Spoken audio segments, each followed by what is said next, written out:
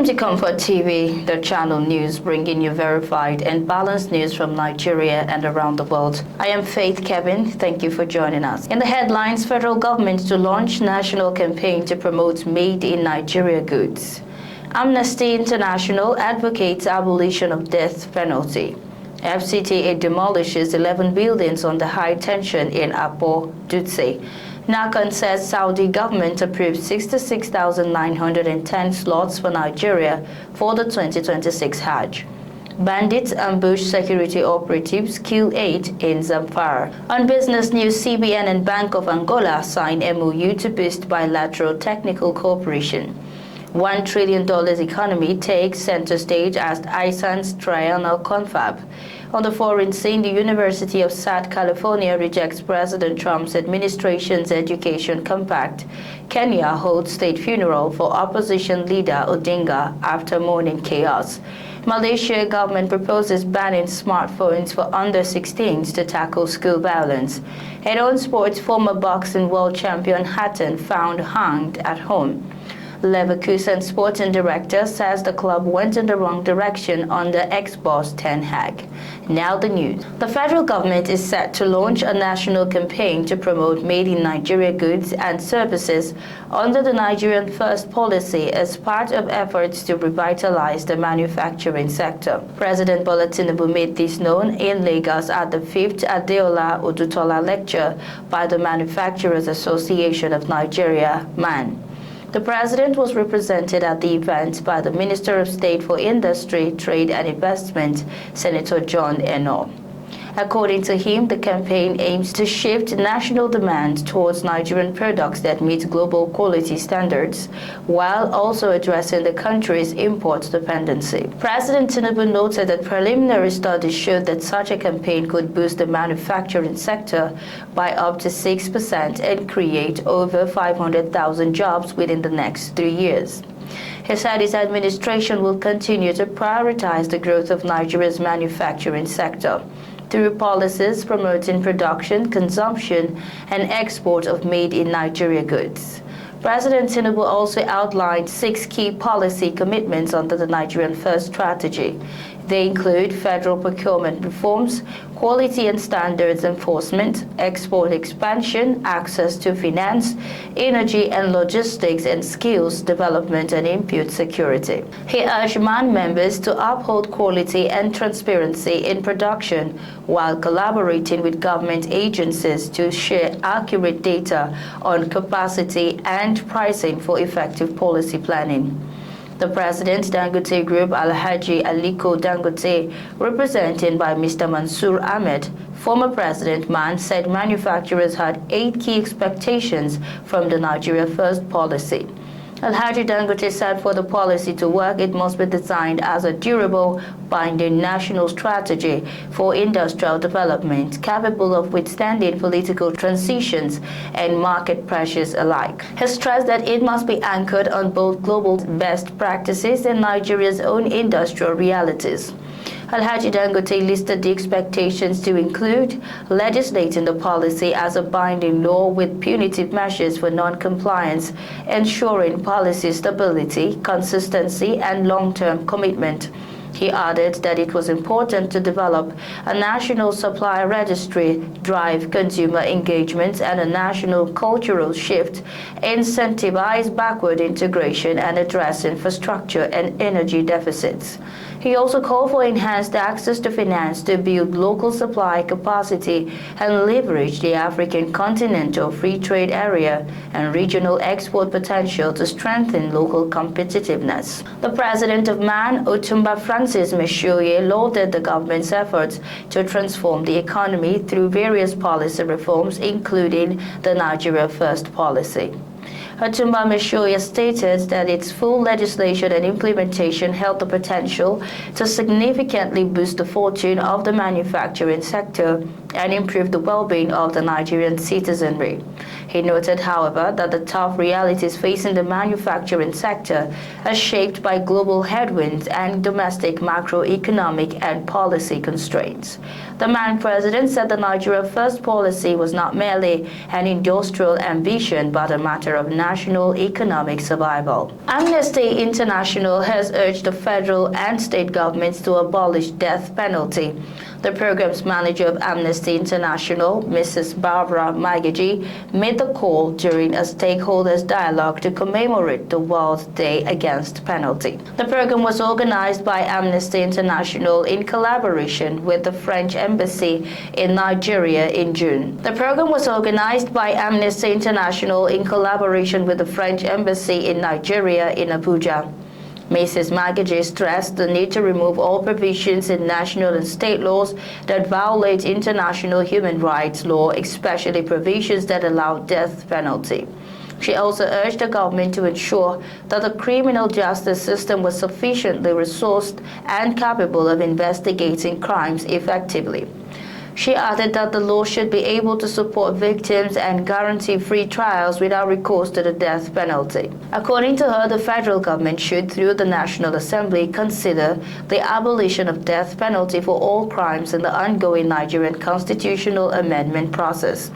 The manager noted that the Amnesty International research on the violence and killings in Nigeria showed an increase in general insecurity, unlawful killings, and kidnap for ransom. Mrs. Maguchi explained that the rise in insecurity in Nigeria was a combination of several factors that affected society at different levels, from the national to the community level. She added that the underlying causes of insecurity needed to be addressed broadly and a comprehensive crime prevention mechanism deployed rather than the quick fix approach that was ineffective.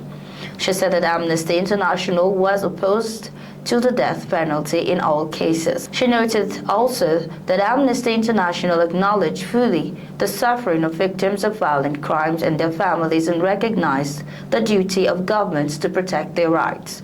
According to her, presently 143 countries have now abolished the death penalty in law or practice. No fewer than 11-story buildings made up of 3- and 4-bedroom flats were demolished in Apodutse by the Federal Capital Territory Administration FCTA. Director, Department of Development Control FCTA, Mr. Mukhtar Galadima, said that the developers' failure to abide by building regulations and disregard for all communications and notices.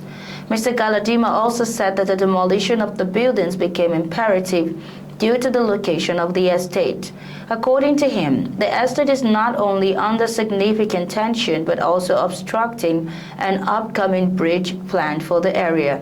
He noted that though the developers were allocated the plot, it was done. He said that the developers had been offered an opportunity for alternative allocation, adding that they had yet to accept and instead proceeded with the illegal development. The director also said that the engineering department of the FCDA wrote to his department on plans to construct a bridge on the particular section of the district. Mr. Galadima ruled out the possibility of compensation for the demolished buildings. According to him, compensation is given to any property that has approval and it's been cut off by the development process. He added that in the case of the demolished property, there was no approval. He also hinted at the possibility of prosecuting defaulting developers and making them pay the penalties, including the cost of demolition. The National Hajj Commission of Nigeria, NACON, says Saudi authorities have approved 66,910 slots for Nigeria's pilgrims to participate in the 2026 Hajj exercise. The commission stated that Saudi Arabia reserved the figure on the Nusuk Masar portal due to the underutilization of 95,000 slots allocated in the previous year. NACON disclosed this in a statement by its Deputy Director, Information and Public Relations, Hajia Fatima Usara, in Abuja. Hajia Usara said the NACON Commission of Operations, Prince Anofiu Elegushi, revealed this at a meeting with officials at State Pilgrims Welfare Board in Abuja. Prince Elegushi said the Masha airspace reserved for Nigeria's pilgrims on the Nusuk Masar portal was 66,910 slots for the 2026 Hajj. The NACON Commissioner revealed that earlier allocations would also be reversed based on each state's utilization during the 2025 Hajj. On his part, the board representing the Ministry of Health in NACON, Dr. Saidu Dumbulwa, reiterated Saudi Arabia's strict medical requirements for pilgrims. Dr. Dumbulwa emphasized that individuals with organ failure, neurological or psychiatric disorders, and dementia would not be allowed entry into the Kingdom of Saudi Arabia. He said that others affected included pregnancy, active cancer undergoing chemotherapy, and tuberculosis or other communicable diseases. According to him, the new measures introduced by Saudi Arabia is aimed at reducing the risk of disease transmission, mortality, and the healthcare burden on Saudi authorities. He recommended that medical screening should henceforth be conducted only by designated hospitals. He said specific persons of integrity will be authorized to sign off on medical certifications, which will then be countersigned by the state's chief medical director to curb perjury.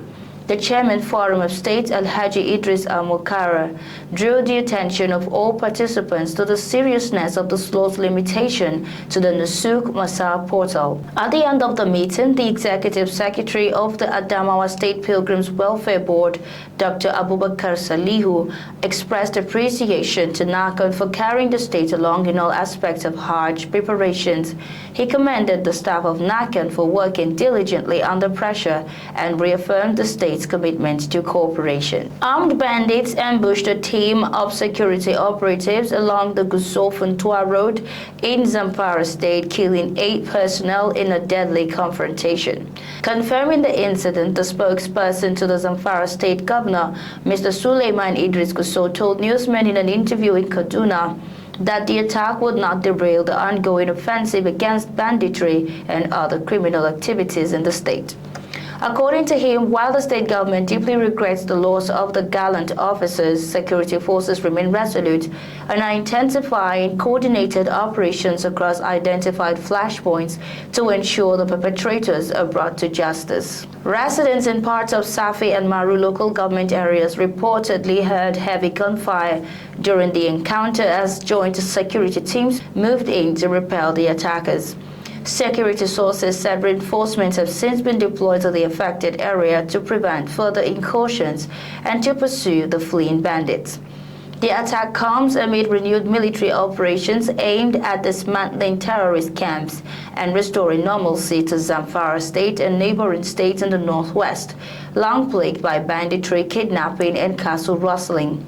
Despite occasional setbacks, the state government maintains that coordinated efforts between the military, police, and local vigilantes have yielded significant results in recent months, with many bandits neutralized and several hostages rescued. Comfort TV, the channel's news, returns shortly with business, foreign, and sports news. Stay tuned.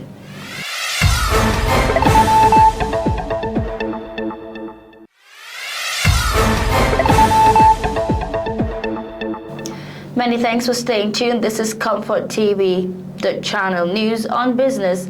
The Central Bank of Nigeria, CBN, and the Bank of Angola have signed a Memorandum of Understanding, MOU, aimed at fostering closer bilateral relations and enhancing capacity in central banking operations. The signing ceremony, attended by senior officials and distinguished guests, saw the governor of the Bank of Angola, Mr. Manuel Tiago Diaz, and the governor of the Central Bank of Nigeria, Dr. Olayemi Cardoso, formally endorse the agreement. Speaking at the ceremony, CBN Governor Mr. Cardoso said that the MOU was long in the making and described its timing and setting as ideal. He further emphasized the significance of the agreement for Africa, stating that increased cooperation among central banks would help address shared challenges and strengthen regional understanding and collaboration. Welcoming the dignitaries, CBN Deputy Governor Economic Policy, Mr. Mohammed Abdullahi, described the MOU as a critical development in the pursuit of strengthened bilateral cooperation.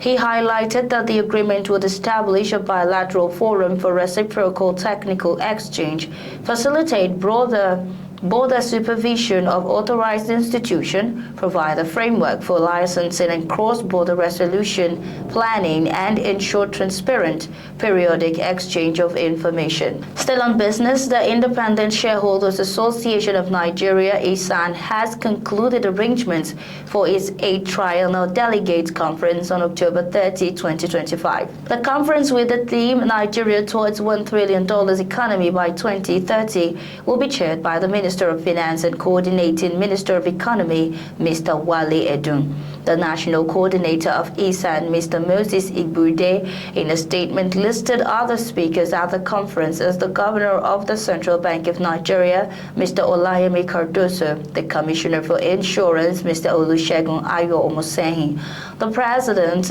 Information Security Council of Africa, Nigeria, Dr. Martin Ikpehai, and President, Lagos Chamber of Commerce and Industry, Mr. Gabriel Idahosa. According to him, the Triennial Conference will attract delegates of the association from the operational zones and other stakeholders as participants. He added that the highlights of the Triennial Conference would be the association's annual general meeting and elections of the national officers, among others. The coordinator noted that such conferences and seminars attract world-class speakers, professionals, top government functionaries, capital market bodies and captain of industries, and regulators. Foreign now, the University of Southern California, USC, has formally rejected a controversial education compact proposed by President Trump's administration, saying it will erode values of free inquiry and academic excellence, making it the fourth university to spurn the deal. The Los Angeles reported that in a letter to Education Secretary Linda McMahon, USC Interim President Byung-Soo Kim said the university declined the offer, which would have granted priority federal funding to institutions adopting the administration's conservative vision for higher education. The compact calls for universities to adopt a government-defined view of gender, restrict foreign enrollments, impose a tuition freeze, and reinstate mandatory requirements for prospective students to take the SAT or ACT standardized test, conditions many educators denounced as likely unconstitutional and violating principles of academic freedom. White House spokesperson Liz Huston defended the proposal, arguing that universities funded by American taxpayers should absolutely serve the national interest. USC, with a student body of over 20,000, joins MIT, Brown University, and the University of Pennsylvania in rejecting the compact, which has been sharply criticized by California Governor Gavin Newsom, who urged state universities to refuse it. Since taking office for a second term, President Trump has taken a markedly aggressive stance towards universities, including Ivy League schools like Harvard, threatening to withdraw government funding if they do not toe his line on matters such as hiring and rejecting diversity, equity, and inclusion (DEI) initiatives. Kenya has held a state funeral for revered opposition leader Raila Odinga, a day after security forces killed several people after opening fire to disperse crowds of mourners at a stadium hosting a public viewing of his body.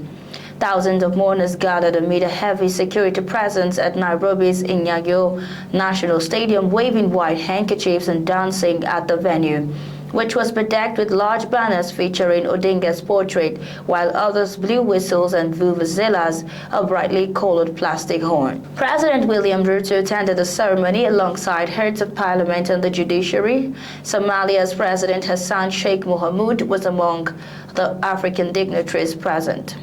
Odinga died from a suspected heart attack at a health clinic in southern India on Wednesday, triggering a huge outpouring of grief across much of his home country.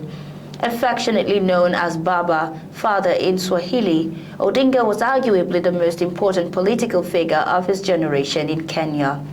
Though mainly known as an opposition figure, Odinga became prime minister in 2008 and also struck a political pact with former President Uhuru Kenyatta in 2018 and with Ruto last year in a career of shifting alliances. Although he never succeeded in winning the presidency despite 5 attempts, he played a central role in returning the country to multi-party democracy in the 1990s and is credited as the main force behind a widely praised constitution passed in 2010. The mourners who attended the ceremony paid tribute to Odinga's effort as an activist. In the world of sports, former boxing world champion Ricky Hatton was found hanged at home. An inquest into his death was opened and adjourned. The 46-year-old, nicknamed the Hitman, was discovered unresponsive by his manager Paul Speak at his house in Greater Manchester. The court heard details of the discovery of Hatton's body given by police coroner's office Alison Catlow. It was told that the former British fighter who won world titles at light welterweight was last seen by his family on September 12 when he appeared well. But the day after, he did not attend an event as expected, and when his manager arrived at his home to take him to the Manchester airport to catch a flight to Dubai, Hatton was found unresponsive. Thousands of people lined the streets of Manchester for the funeral procession of Hatton, who was a popular, larger-than-life character. Oasis frontman Liam Gallagher, former England and Manchester United striker Wayne Rooney, and former world heavyweight champion Tyson Fury were among stars from the world of sports and entertainment at the service. Hatton was candid about the mental health issue he faced after he retired from the ring for a second time following an ill-advised comeback attempt in 2012. In an interview in 2016, he described his struggles with drinking and drugs and revealed he had tried to take his own life several times. Having participated in a no-scoring exhibition against Mexico's Marco Antonio Barrera in 2022, Hatton announced in July he would return to the ring in a professional bout in Dubai in December. Still on sports, Bayern Leverkusen sporting director Simon Rolfes said it was clear from early on that the club were going in the wrong direction under former coach Erik ten Hag.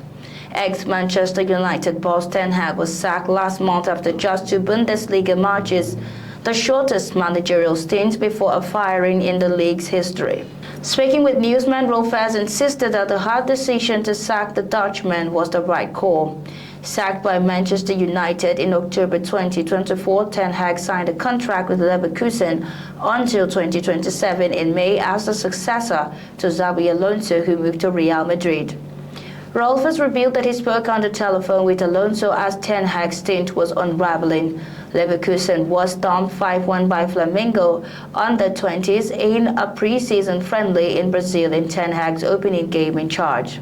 Ten Hag's 2 league matches in charge were a home defeat to Hoffenheim and a 3-3 draw against 10-man Werder Bremen, despite having led 3-1 with a numerical advantage. Since Ten Hag left, the club have been unbeaten with 3 wins and 3 draws in all competitions, while they have climbed up to 5th in the Bundesliga. And that's our news bulletin this morning. But before we go, here is a recap of our top stories. Federal government to launch national campaign to promote made in Nigeria goods. Amnesty International advocates abolition of death penalty. FCTA demolishes 11 buildings under high tension in Akpo-Dutse. NACON says Saudi government approved 66,910 slots for Nigeria for the 2026 Hajj. Bandits ambush security operatives, kill 8 in Zamfara. On business, CBN and Bank of Angola sign MOU to boost bilateral technical cooperation. On the foreign scene, University of Southern California rejects Donald Trump's administration's education concept. And on sports, former boxing world champion Hatton found hanged at his home. Thanks for watching. For breaking news, exclusive interviews and more, follow us online at ComfortTV.channel on all platforms. Remember to like and share videos, subscribe to our channel and click on the notification bell so you don't miss out on any updates. My name is Faith Kevin. Until next time, stay informed, stay connected.